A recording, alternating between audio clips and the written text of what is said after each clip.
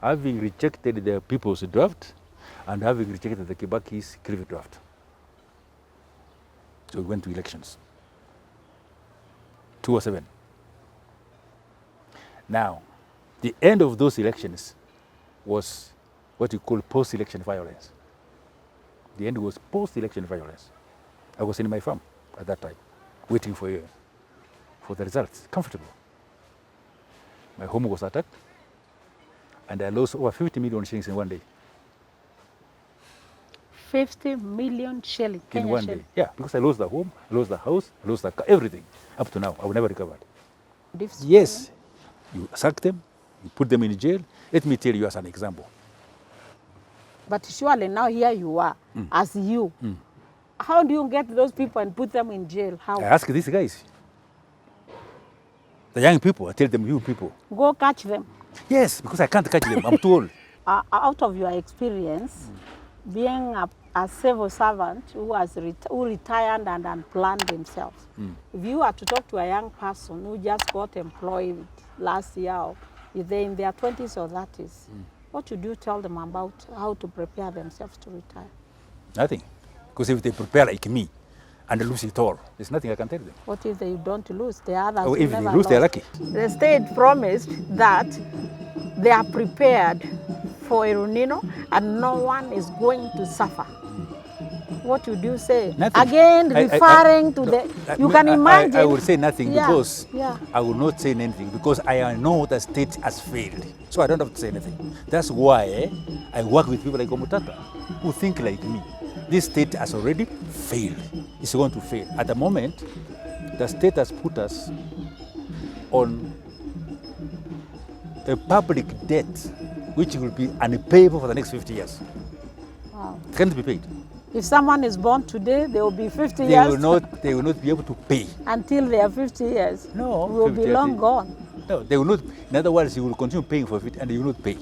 So, the money which was supposed to go to my health, to look after my health, to look after my house, to look after my dignity, to look after my participation, is all that money is being paid as debt. So that's it.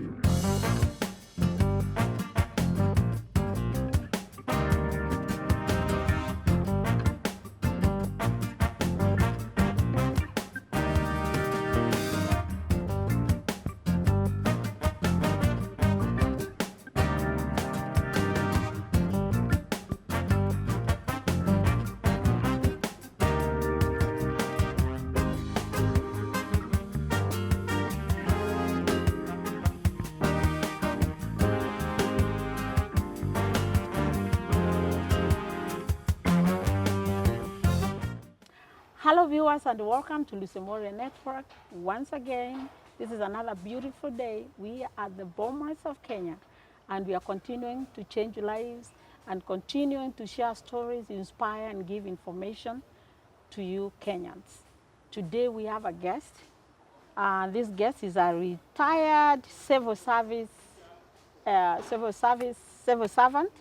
for the last 20 years. And he retired to do farming. He settled in his farm that he lost on the 2007-2008 clashes. That means he's a victim or direct victim of the clashes of 2007-2008. And this person currently, he restarted doing things that he would not even have wished to have restarted because he was already retired and he had already managed his retirement. And this person is none other than Julius Barare Okara. So Okara, how are you today? Very good. You're most welcome to our show and thank you for showing up. Thank you. Yes, welcome to the show. And look at the camera and talk to Kenyans. Tell us about yourself. You say you are 80 years old? I don't know, tell them. No. Karibu sana. Oh, I'm 80 years of age. Yeah. I was born in Nyamira. When I was born in Nyamira, Nyamira was part of the greater Kisii. In fact, I was born in South Nyanza, not in Kisii. Okay. Because at that time, colonial Kenya, that was colonial Kenya, 1943. Yes. That was colonial Kenya. You were born 1943? 43, yes, that was colonial Kenya. Yes. There was no question. We were not, the issue of independence I was not even thought of. Yes. So I was born in South Nyanza, which was later divided into 7 counties. Yes. Now we have Nyamira, we have Kisii, we have Migori, and we have got Homa Bay. There are now 4 counties. Before there were 7? There was only 1. All those was 1. Oh. But now Was it a county? It was 1 county. It was called a district. Oh. Yes. So Okay. so from Nyamira, it's now West Mugirango, near Sironga. I went to Sironga Primary School at that time. Yes.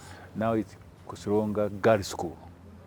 It's a big school now. I've been But there. Yeah, it's beautiful now. Yes. But during my time, it was it's a girls' school. Yes. So I used to walk from my home in Gesiaga Yes. to Sironga, Yes. and that's where I did my what we call Kenya African Primary Examinations in those days. Kenya African. Primary examination. Those, there were exams for Africans, exams for Asians, and exams for Europeans. They were not the Different same. ones. They were different ones. Oh. Kenya, the schools were segregated, just like Like the US. South Africa? Like and South- the US like them the US. days Yeah, before the you will Civil not War. mix whites and blacks in one school, you see? So even the exams were different. So I did what you call the Kenya African Primary Examination at that time. So I passed it. I was head of the district. So if you were head of the district in those days, you went to Alliance Wow. in those days. So I came to Alliance. Did you mix with them there? Where? With the Asians and the whites? Did you mix with No, them? no, Or no, still no, you no. are different? The mixing of the desegregation of schools came after independence. After when we got independence, is when Kenyatta decided that we must mix up schools. And even then it was not easy to mix. The first kids. So you went to Alliance? So I went to Alliance. So from there, I finished Alliance. Then I went to do engineering in the UK. Did engineering, aeronautical engineering. Was a bachelor's degree in aeronautical engineering at that time. In those days? In those days. Yes. And I worked there for some time. By that time, we have got independence. So I came back to Kenya. The biggest air transport system in those days was East African Airways, which was owned by Kenya, Uganda, and Tanzania. It was big, the big airline. Oh. Yes. I had worked on the aircrafts which were built in Surrey, aircraft factory in Surrey in England. And those are the planes we bought. I went there to work on them, and we bought those planes, and I came with them. Yes. So I became an engineer in charge of those planes. And I remained there, worked there in the industry, until I became chief executive of Kenya Airways. I was MD of Kenya Airways in the end. Wow. So when I finished that, I was brought to the ministry to be in charge of aviation. And from there, I was recruited as a consultant to organize aviation in Africa, a whole continent. I was in charge of aviation in Africa, the whole of Africa. Yes. We started what you now call the liberalization of air transport in Africa. Right now, it's part of what we call the African Free Trade Area, which is part of that project which we were doing. It's part of African Union. So I retired. During that time, I was hoping to retire to farm. So When was that? Throughout all my life, as I was working, Yeah. I was planning for your retirement. Yeah, so that when I retire, I go home. Yeah. So I visited all the countries in the world, and but as I was moving, my children were going to school. Myself, I was planning for my retirement. So I planned. By the time I was now ready to retire, I'd bought a home, 100 acres, built it. It was doing very well. Cows, borehole. Your dream home? My dream home. Wow. I completely dream home like my palace. So I was ready. So I said, now I can now do other things. In fact, I will go and maybe become a preacher or do something else. But now I don't want to do any work. Yeah. So I retired. Or just look after your Yeah, cattle. look at my cows, beautiful. Yeah. I've got a borehole, I've got Yeah. a dam, I've got Enjoy your whole farm. beautiful place. That's right Yeah. there. So now I was involved to do a few things. When they asked for bombers, constitutional formers, I offered to come. I was here for a whole year, here, this place, for a whole year, drafting the Kenya Constitution. You are here. Yeah, for a whole year. No wonder you work here. You are respected so much. For a whole year. Because at that time I was free. I was retired. And those are the things you wanted to do anyway. Now I want to do the things for the Kenya. The things you like doing here. For Kenya. I've finished my job. Yes. Now let me do something for Kenya. Give back to the society. Yes. So I sat here for a week without a pay. Other people were paid. I was not paid. But I sat here with Yash Pagal, Rumumba, and we drafted the constitution. Wow. Here. Till it was ready. The bombers. For 1 year. Wow. My family is okay. Your home is there. My home is you there. You are retired anyway. I am tired, so I have no problem. I just go to my farm, sell my cows, come back, and continue. That's what I was doing. Very comfortable. But you remember in this place, the draft we did of bombers was not taken to Kenyans. Oh. It was never taken to Kenyans. What happened is this, that on the last day after 1 year, we were told that Justice Zirengera and the group were going to give an injunction so that that draft is not given to Kenyans. The ones Kenyans wrote. Wow. So we shut ourselves in the hall there. We passed that draft so that we avoid court injunction, and the draft was now given to Kibaki. Kibaki decided no Kenyan should see it at all. Wow. Then after 1 year of work, Kibaki decided this draft cannot be given to Kenyans. To decide. Decided no. So he locked it up. They wrote another one. He sent some people to Cliffy to write another one. Completely different. It's called the Cliffy draft. The Cliffy draft, I've heard about that. Yes, so the Cliffy draft is the one which was given to Kenyans for a referendum. Not the bombers draft. Not the bombers draft. Which was done by Kenyans. Which was done by Kenyans. For 1 year. For 1 year. That Cliffy draft ended up causing a problem because it ended up in a referendum, which then Kibaki lost. It was between oranges and bananas. Kibaki lost the referendum. Of that, so the people rejected the Kibaki Cliffy draft, but one they wrote, it was never given to them. Now that's how we ended up having, that was now 2005, 2006. So we went to elections. Yes. Having rejected the people's draft and having rejected the Kibaki's Cliffy draft. So we went to elections. 2007. Now, the end of those elections was what you call post-election violence. The end was post-election violence. I was in my farm at that time, waiting for the results, comfortable. My home was attacked, and I lost over 50 million shillings in 1 day. 50 million shillings in 1 day? Yeah, because I lost the home, I lost the house, I lost the car, everything. Up to now, I will never recover. Oh my God. So now I start afresh. No home, no income, no pension, nothing. I'm an old man. You are an old man, you are retired. I can't go to school, I can't do anything. You can't look for a job. I can't, where do I finished, I don't want a job. I'm not looking for a job, I'm at home. I'm comfortable at home. I have lost everything. So, and there are many people. Where was your home located then? Molo. Oh, Molo. Molo, Kurusoi Molo. So now I don't have a home. So now now I'm retired, but you can't call me retired because really I'm not a pensioner. I don't have my income, and I'm not doing my job. So I'm at home. I'm actually destitute. Yeah. So now that's where I am. Even now? Yeah. I can't begin anything. Oh my God. Yes. Yeah. I'm short of words. Yes. Yeah. So now we can continue discussing what happened to old men. So that is now what is the effect of old men on clashes and the war and all that. There are many things there. You know, first of all, there's party politics. in these clashes, but you can now discuss all men who are not like me. I think that's what you're interested in. People like me are unique because I was prepared for retirement and I organized myself and I retired and it was destroyed by politics. So that's a different issue.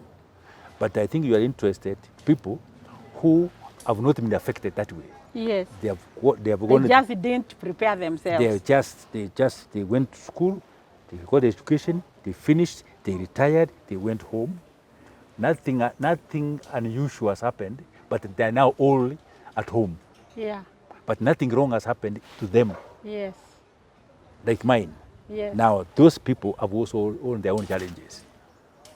But that is not your experience. That's now my experience is unique, so you cannot use my experience to discuss all the people. So what comes to your mind when you see people's homes being demolished, may it be in Hamas, it doesn't matter. It doesn't may matter. It be here in Kenya. Like last month, homes were demolished, and I'm sure many retired people who had their dreams home there. Yeah, I mean, when I see, I mean, there are many things of destroying homes. You can destroy homes, like I saw in Siokomao, homes being destroyed. Yes. I've seen here people being destroyed because of clashes. I've seen here homes being destroyed because of cattle rustling. I've seen homes being destroyed because of civil war, because I've traveled a lot. I've been to Liberia, I've been to Lebanon, I've seen homes. I've seen on TV homes being destroyed because of being bombed. Yeah. So when I see a home, any home, whether it is in Kenya, whether it was cattle rustling, whether it is Siokomao, people are building some place and they stole this place, you build, it was government land, whatever it is. Whether you is being bombed because of war, but you have no home. Whether it is because of war, it is still you have no home. And when you are at home and you have no home, it is a very painful experience. That's a very different thing for discussion. But now I think we are discussing normal life, where you have gone to properly, you have been educated, you have gone to school, you have got a job, you have finished, and you are retired, you have taken your children to school, they are working, but they don't want to look after you. Yeah. No, so that's a very different. You brought up a very good point also, Julius. I'm sure even in that category of homes being demolished, clashes, wars, there are many more who have been affected. I'm sure even the Siokomao one, I saw many crying there. Yes. Do you think there is something better the government could have done to prevent such things? Which government? Which government? Whichever government. Which government? Whether you're talking about Liberia is a government?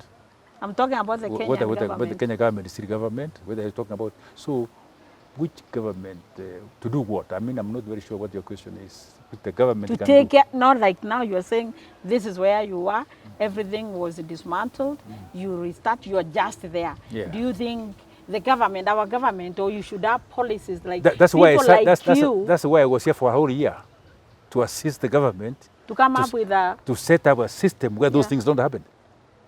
I was here in Bomas for a whole year. Yeah. Why? So that we have a government, a system of elections, which we can choose people without fighting. We have a proper social society where the way we govern ourselves is clear. We have a proper elections, proper parliament, proper executive, proper judiciary, proper social environment, proper security architecture, so that those things don't happen. That's why I was here. And I sat here to make sure it doesn't happen. And it happened to me. So I can't blame now anybody. So that was the Constitution. And of course the Constitution is not detailed. And there is this category of people, older person, 60 years above. It doesn't matter if you are a civil servant, if you never worked for anybody, whatever you are, Nasola. Do you think right now we don't have any policies in Kenya? What do you think? What would be, because you have traveled, what would be your expectation? What are some of the things? No, to create a state which functions. Like what? Because now we are looking for points like those. To create a state which functions. A state. We must understand what the meaning of the state is. How is that? Explain to viewers. Because what is a state? Explain to viewers, yes. A state basically is a security formation of our people. That's what a state is. See, where you have no anarchy. A state is a security formation for our people. A people of Kenya, a people of wherever they form a state. What is a state? A state is a security formation which makes sure that within that organization called a state, 3 things happen within that state. Number 1, you as a person, your life is protected by the state. Your life, like you are now, must be protected by the state. Nobody should come and attack you. Right now, like we are sitting here, nobody should come and attack us. So there must be a system which makes sure, as we are sitting here, nobody comes to attack them. Even, I'm talking about your neighbor, the people here. Then, nobody should come from outside of the state. Come and attack us. To attack and us. A sovereign country. Yeah, we must also protect an external aggression. Then the state must make sure that whatever you own or have, which you have owned, whether it is this cup, nobody takes it away from you. It's yours. They protect your property. That's the role of the state. There's nothing else. If you can't do that, if I can't protect that pen which you have there that's yours, yes, somebody can come and take it, and you have no protection. You are not a state anymore. You are not a state. If you go, I go tomorrow, and they put my cows in a boma, and my maize in the granary, and people come and take it. It's not a state. And you are there thinking, and I can't do anything. Thinking I'm a Kenyan with a within a state. This is my This cow. is my country. That's my cow. That's my maize. That's my granary. And somebody comes and takes it. And I have no way. I can't go for insurance. I can't do anything. The state has failed. Because what's the point of the state? So, Julius, what you're trying to say is that we are living in a failed state. Yes, a state which at least failed me.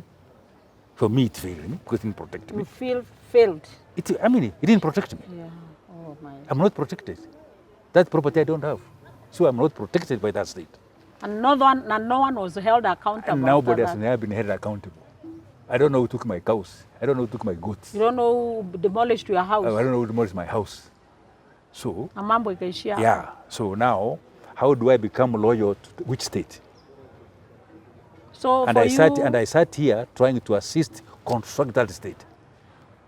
I was not successful. You are not successful. Yes. Wow. So that's what it is. So now to tell me, what do I do to create a pension for this? Which state do I do that pension with? First of all, even your safety is not No, which there. state now, which parliament do you want me to go and make an act? The Parliament of Kenya. Which one? That same parliament has never protected me. So why do I expect that I can sit here, draft a bill to take that parliament to protect me? They have not protected me. Maybe you can draft a bill, but not me. Because I do not think our parliament to go to. Capable to take care of anyone. So why sit and say, oh, make an act for the old people? What can that, or if it did not protect me when I had those things, I make the attack now to protect me, to do what? What would they do now for me? What would that act do for me now? Viewers, that is Julius Barare, who thinks he has no state. Yes. No one protected him, and he doesn't expect actually anyone to protect him. No. It's been a long time. He's been out in the cold. No one cares. No one even, he never knows who took his cows. Never doesn't know who demolished his home. There he is, and Yes. this is a state, Yes. a country we call sovereign country, Yes. a republic, an independent country, Yes. government of the people, by the people, for the people. Yes. It's very unfortunate. Yes. So, Julius, your story, I'm sure it is similar to many other Kenyans. They might not be here. They may not have had big houses or big farms. And I know many of them, even in Nyeri, in Meru, in Isiolo, who are still IDPs. At least maybe you are lucky you have your children, you can hang out with them. It is very unfortunate that such a thing, that older persons in their retirement age, after they have served Kenya for a long, long time, they still feel they are not protected by the state, and they are not part of this country. That is an outcry everywhere. Julius, in the constitution that you took time, you have told me you took time 1 year to prepare, and I'm sure you did an article on how older people should be treated in Kenya. Is that correct? Yes. And if Kenyans, you don't mind, I can read the article that talks about the care the Kenyans should be given. Then Julius will tell us if that is what is happening, because he's already in the bracket, he has already suffered something. Article 57 of the Constitution of Kenya stipulates that the state shall take measure to ensure the rights of older persons to fully participate in the affairs of the society, to pursue their personal development, to live in dignity and respect and be free from abuse, and to receive reasonable care and assistance from the state. Is that what is happening? So the question, that is what you guys prepared. That's what we wrote and that here. Is what you wanted for the older person to happen in Kenya. Yes. There's a state responsibility to all Kenyans, and specifically those of older persons. They call senior citizens. Yes. Now, this is what we wrote in the Constitution. In this article. In this article, specifically. Specifically to address the issue of elder persons in society. Yes. Now, is that happening? It doesn't have to apply to me. Is it happening? Does it apply to you? No, it doesn't. As a senior elder who did this in the country? No, as a senior elder who built the country. Who built the country? I spent all my life, and I lost everything. How does that constitution apply to me? And now you are homeless today. Yes, so the article is already there. How does it assist him? How are you living in dignity? Yeah, how am I living in dignity? How are you respected? Yes. See? How? So, what does that? The article is in the Constitution. It has not been deleted. It is there. It is there in the Constitution. So, and it's not applying to me. Like now, the homes which were demolished the other day forget about those homes now. But now go through the entire elderly, whether it is the homes destroyed, whether it is the pensions which have not been given, whether it is whether they are being access to health care, whether they are being involved in the participation of the changes in their own wards. Because you are supposed to participate. Read the Constitution. It says, you are supposed to participate even in the ward when people are coming to discuss about a school. You're supposed to be involved. You are supposed to be involved because you know. You are there. You are an old person. You have come, you are a professional, you are a professor. You may have been teaching, but you are retired, but you are still in the ward. That ward where you are as a... No one will involve you. They are not involving you, and you are a professor. And they're expecting you to self-develop yourself. Yes, you see, you are a professor. That is what the Constitution... You are a full professor. Yeah. They are even building a dam, they don't want to talk to you. And you are in the ward. You have been an engineer of aircraft. Yeah, but you are once you are in a place, there's a ward. That ward is the community where you live. Yes. Now, like now here you are in Karen. Yes. Now, in this Karen ward, the elders of Karen here, where I live, they have their own organization, which does everything without the state. Wow. If you ask the member of parliament of Karen here, what is happening in the Karen ward in that particular area, he won't tell you. If you guys, people like you exist, he doesn't know. He doesn't even know how many people were old in that estate. The only people now with us, because we are in the church, within the church we have our own community. And within that community we have a community of elders, old people. So we meet as old people within the church. The government is not in it. They won't come. Julius, as a senior retired civil servant, right now we are going through a lot. We are going through the El Nino. We are seeing people being carried away by floods, people dying, things happening, vehicles going. And the government promised us, or is it the government or the state? No. The government. No. And promised, the government has never promised anything, it's the state. The state promised that they are prepared for El Nino and no one is going to suffer. what would you say? Nothing. Again, referring to the, you can imagine. I will say nothing because yeah. I will not say anything because I know the state has failed. So I don't have to say anything. That's why I work with people like Omutata who think like me. This state has already failed. It's going to fail. At the moment, the state has put us on a public debt which will be unpayable for the next 50 years. Wow. It can't be paid. If someone is born today, they will be 50 They years. They will not be able to pay. Until they are 50 years. No. We will be long gone. No, they will not. In other words, you will continue paying for it and you will not pay. So, the money which was supposed to go to my health, to look after my health, yeah. to look after my house, yeah. to look after my dignity, to look after my participation, it's all that money is being paid as debt. So that state has no money to look after me. Why? Because the money has already been multiplied as a loan. So that just the tax which the young people are paying into the tax, which is supposed to be used to look after me, is going to pay the debt. Now that therefore, I do not expect the state to do anything because and other persons. Yeah, because about me, because the taxes they are collecting, 90% now is going to use to be paying tax debts. That we never know what they did. Yes. So that's why I'm working with Omutata. Omutata is asking, even that debt that you are taking us, that we pay, can you show us when the money was borrowed, what project it did? Because if we did those projects, I'll be comfortable. They look after me. Wow. Because they're not the one to look after me now because they didn't do any project. Yeah. Yeah.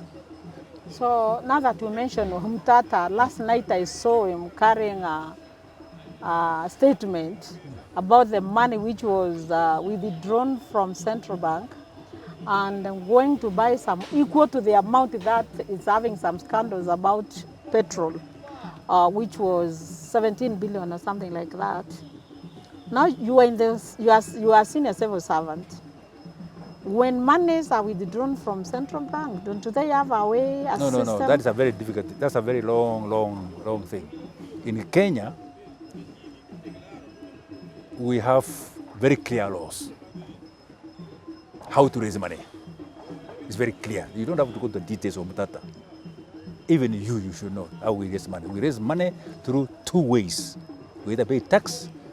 If the tax is not enough, you borrow. That's no other thing. You make your budget, and you say, this is the money I need to do all this, including looking after old men like me.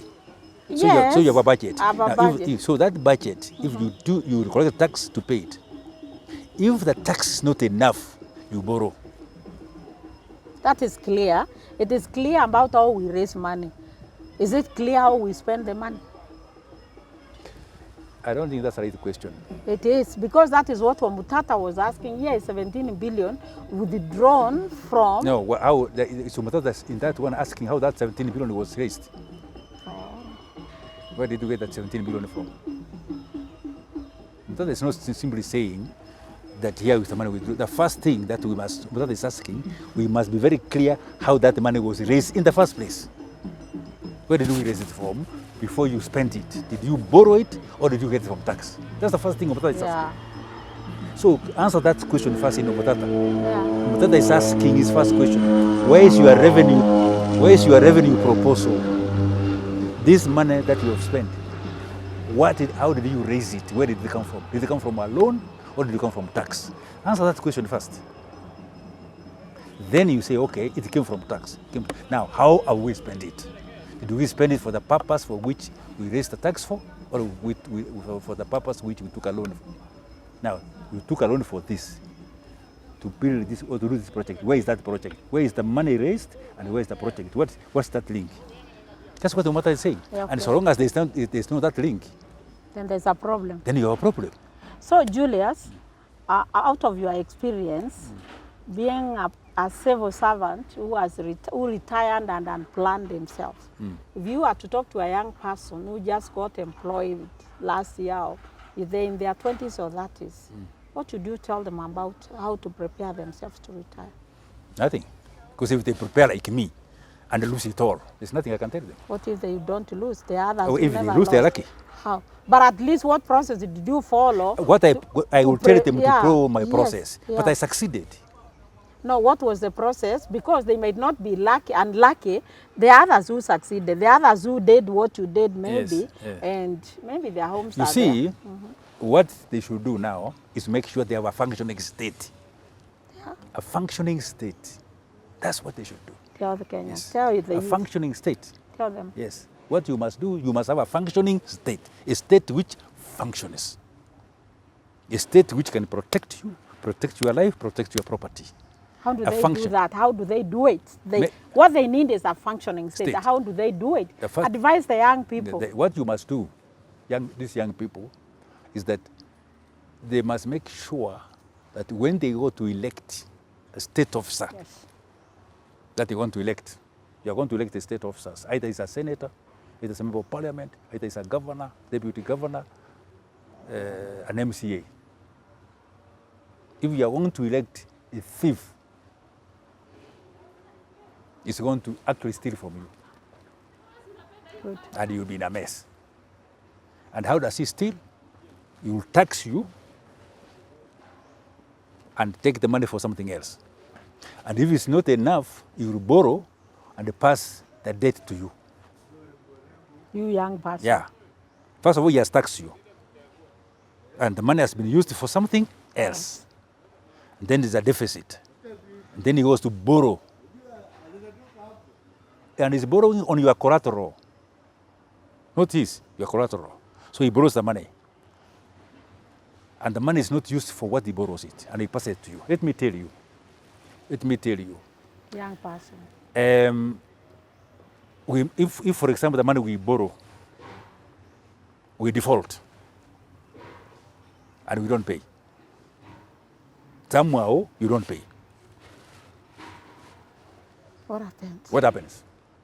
Now, young people don't know, and most people don't know, that the person who will pay the debt which is unpaid, which you have defaulted, is you, the citizen. You, the young person. Yes. Now, if, for example, we default, like now we can default, which Umata is trying to. Is it possible? Who? To default? Is it possible? How do they leave us with their money? Sorry? What do you mean? Is it possible we can default? Ghana has defaulted. Sri Lanka has defaulted. Lebanon defaulted. Kenya is on the bank of defaulting. If you default, what happens? What happens?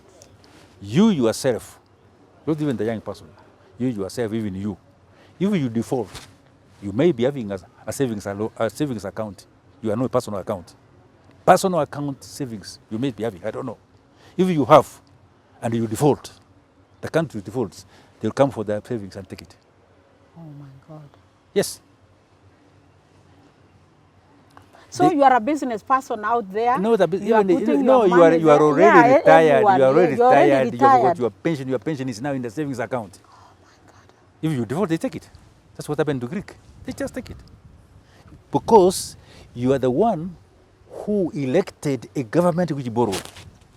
You are the principal. You can't tell the debtor that I did not send Ruto to go and borrow. He's your president. You elected him. You elected him and authorized him to be your agent for borrowing. Yes. So if he borrowed and he took the money to Panama and he didn't bring it to you, okay? It's your problem. It's your problem because they don't know him. They don't know you. They know the person you sent. And he's your representative. And it's the one, and it's you to recall him and ask him, the money you borrowed, where did you take? So if they can't get the Ruto, they come to the principal. The principal is you, the one who elected him. And so they go to your Even account. the cows, the massa is half. They don't know. They can come and take the cows and sell. Oh my. Because the Maasai with those cows is the owner of Ruto, is the one who elected Ruto. They didn't know Ruto. The World Bank didn't know. So we are the guarantors. You are the guarantor. You are sovereign. Oh my. When you say you are sovereign, it means you are the principal. The money was borrowed on your behalf. If the people who sent you sent to want to borrow the money in Paris did not come with the money. And they don't expect you to send someone you did not elect by trust. Yes, you trusted them. You know him. It's your person, it's your sister, it's your wife. You sent him. You send him. You go to Paris, want to borrow money. On my behalf. If the money from Paris now it goes to Dubai and put the money there, and it comes back, and now when they come to pay, you don't pay. It's possible that the person who borrowed is no longer now in office. Wow. He has been removed, isn't it? He has been voted out. It's not in office. So they'll come to the principle. The principle is you. It's for you to go and look for the person you sent, not them. Now, Julius, it is what it is. We are here. We are where we are right now. Yes. Do you think that is there a way of salvaging us ourselves? Yes. You have to discipline the people. You have to get the people that you have put in the office and discipline them.